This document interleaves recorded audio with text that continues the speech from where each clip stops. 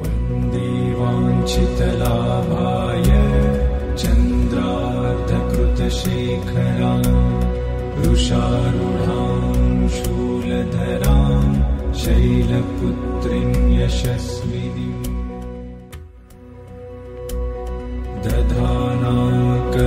दधानाकरपद्माभ्याम्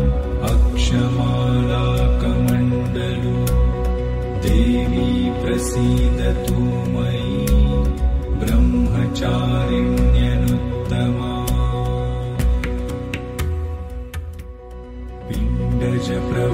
पिण्डजप्रवरारूढा चण्डकोपास्त्रकैर्युता प्रसादं तनुते मह्यं चन्द्रघण्टेति विश्रुता सुरासम्पूर्णकलशं रुधिराप्लुतमेव च दधाना हस्तपद्माभ्यां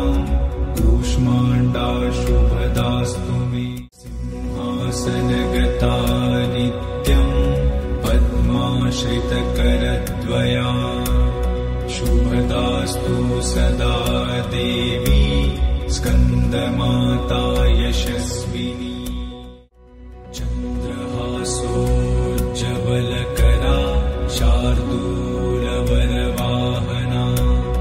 कात्यायनी शुभं दद्या देवी दानवघातिनी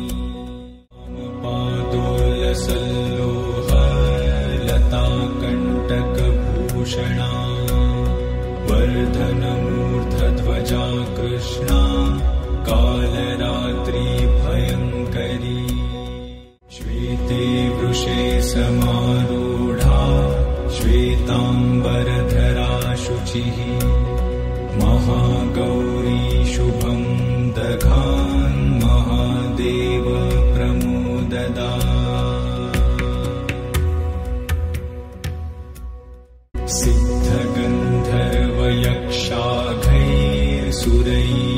सिद्धगन्धर्वयक्षाघैर्सुरैरमरैरपि सेव्यमाना सदा भूयात् सिद्धिदा सिद्धिदायिनी